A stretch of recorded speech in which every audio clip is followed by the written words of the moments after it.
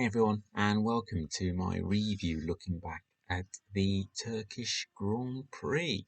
I don't think it'll go down as a real classic, but even so, it was quite intriguing, the race itself, the weekend as well. And the top three on race day of Valtteri Bottas, Max Verstappen, and Sergio Perez.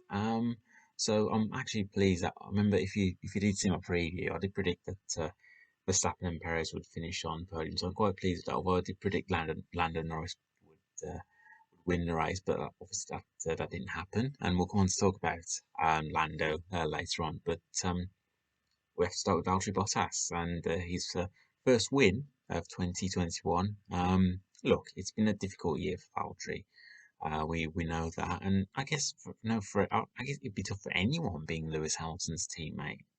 But you know what, Valtteri, I'm really happy for him. He got he did everything right in qualifying. Didn't quite put the car on ultimate pole, but ended up inheriting a pole position as a result of Lewis taking his 10 place drop. But you have to say Valtteri, solid job in the race, and yeah, did what I'm sure Mercedes did. In fact, Mercedes would have wanted him to do. And he was able to deliver. And when he was out in front, he just looked he just looked in control. And you wouldn't think by the way he performed throughout the weekend in Turkey that he's had a not the best of seasons, but I think the fact that Valtteri now will be leading the team, he will be going to a new team next year in Alfa Romeo.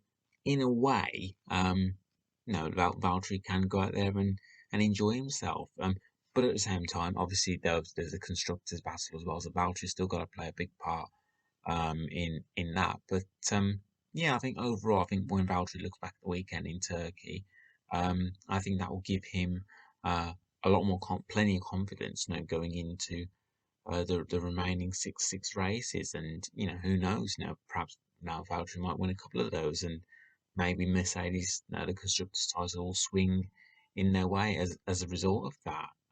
But as I say, you got to give credit where it's due. Now Valtteri did a great job throughout the whole weekend, and yeah, really happy to see him on the top step of the podium. I believe first time since Russia of last year, so it was a long wait for the Finn, but yeah, great win for Valtteri, and I I hope he enjoyed that.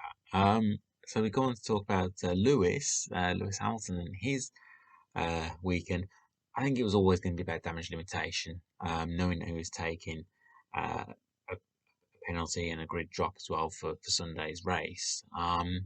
And no, in the early stages of the race on Sunday, things were looking good. But in the end, there was we saw Lewis question strategy, him wanting to stay out, and then Mercedes calling him in for a new set of the intermediates. I mean, even if Lewis did stay out there, I think it would have been difficult for him to keep the likes of Charles and also Charles Leclerc and also Sergio Perez behind him as well. So I genuinely do feel that Mercedes did make the right decision in bringing Lewis in, but also there's the safety element as well. Because so easily Lewis's tires could so easily delaminate as well. Had he not pitted. So yeah, I do think that Mercedes did make the right decision. I mean, you know, look, yes, now he finds himself behind in the Drivers' Championship, but it's not by a massive amount. It's only 6 points, so it's only six races to go. So there's a lot to play for. And we know how good Lewis is. We know that when he has a setback, he always bounces back big time. So, and generally speaking as well, he goes well in the US at Texas, where Formula One will be heading to next. So I'm sure Lewis will fancy his chances of winning in front of the US crowd at Austin next time round. But yeah, just one of those races where it didn't quite work out for Lewis in the end, finishing fifth in the race. So come on to talk about Red Bull. Not a bad weekend for Red Bull. In the wet conditions, I think Max did find it wasn't I wouldn't say a straightforward weekend for Red Bull. I think Max was a bit uncomfortable through free practice with the car. But I thought he did a not a bad job in qualifying. So ended up qualifying behind both Mercedes, but starting the race second as a result of Lewis's penalty. Um, I think the only frustrating thing for Max would have been the fact that he wasn't quite didn't have the pace to challenge Valtteri for the win. But finishing second is not a bad result for Max as well. And obviously now we know that he's leading the drivers' championship by 6 points as well. So yeah, not a bad weekend for Max Verstappen. And a good weekend for Sergio Perez, actually. I think he needed that result on Sunday. I think, he just, there were times, particularly in recent races where he's been close to finishing on podium, but hasn't quite been able to do that. But I'm going qualifying on Saturday.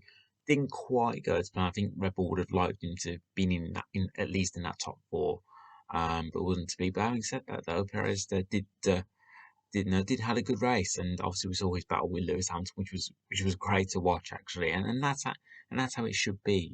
Seeing those, both of them go, wheel to wheel, but each, giving each other space as well. Albeit Lewis did. Push Perez into going into pit lane, but then Perez having to go around the bollard whilst he was in pit lane. So, but yeah, no, that was a really good battle as well. We know that Perez is a good racer, and yeah, he won't make it easy for you on race day. So, yeah, as I mentioned before, he just needs to work on his qualifying because, as I say, we know that Perez is a good racer and he will race hard but fair. So, but yeah, really good performance from Checo on race day, and more good points for Red Bull as well. And no doubt they'll be hoping that both Verstappen and also Checo will be finishing on the podium more often. Well, as a pair anyway, as both drivers will be on the podium more often for the remainder of the season. So yeah, not a bad weekend at all for Red Bull. Not a bad weekend for Ferrari either. Charles Leclerc finishing fourth, wasn't able to quite make it throughout the race without stopping. Although there was that initial talk during the race that could they go to the end without having to stop, but I think it was always going to be a tall order for Charles to do that. But you got to say, great job by the Monegasque driver in qualifying, and yeah, he's running, pretty much at the sharp end, and was able to, yeah, wasn't quite able to hang on for a race win. But even so, I think Charles throughout the weekend did a good, solid job. And as for Carlos Sainz, cracking drive from the back of the grid to finish eighth. So yeah, not a bad drive at all for Carlos. I think for Carlos it was always going to be damage limitation. But a good drive nonetheless by the Spaniard. And yeah, Ferrari well and truly are in that battle for third in the constructors against McLaren. I'm going to talk about McLaren. I did predict that Lando Norris would win the race, but obviously that didn't happen. Um, yeah, McLaren were not quite on the pace this uh, the weekend in Turkey.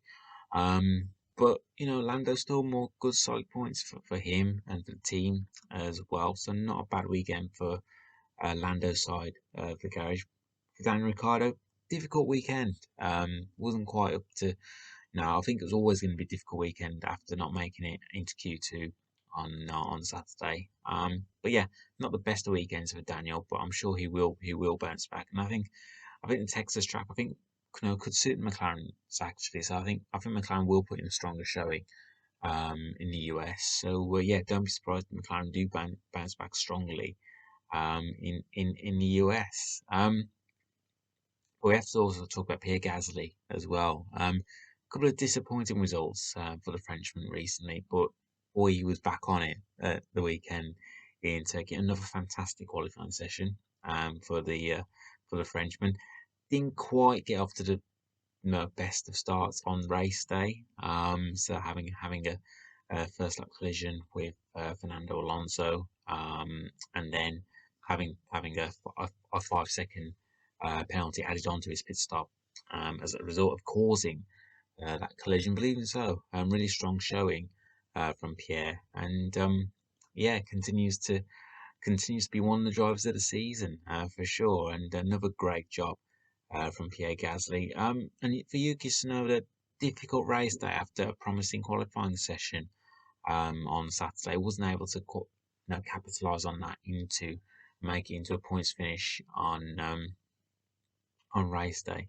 And I think Yuki, I think he'll know himself that he needs to work on his consistency, making, you could argue, too many, too many mistakes, you could argue, this year. But I guess as a rookie, you're gonna make mistakes. But as long as he learns from them, then I think Yuki will be fine. And we've seen flashes of brilliance from the Japanese driver as well. So yeah, difficult race day on Sunday for Yuki, but I've got no doubts that he will again show some flashes of brilliance now between now and the end of the season as well. And then a couple of teams and drivers to talk about very quickly. Aston Martin, a couple of good points for Lance Stroll as well.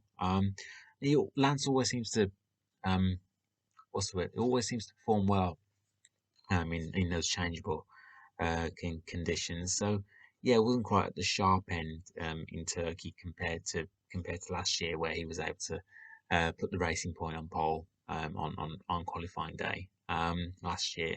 But yeah, didn't quite able to get to those heights this time around. But even so, not a bad showing from Lance Stroll this weekend for Aston Martin. Difficult race for Sebastian Vettel as well. Chose to make a decision just to go onto the mediums during the race. But I think that was always with hindsight.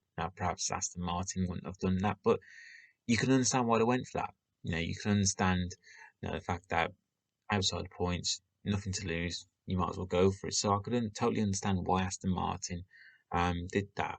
Had it worked, then they would have looked like geniuses. So yeah, not this time around. It worked out for Aston Martin and Sebastian Vettel, but I'm sure they'll learn from it. And I'm sure if it was to happen again, they will do things differently, and perhaps they'll make a decision which then prompts other teams to make that decision as well. So yeah, not a bad weekend for Lance Stroll.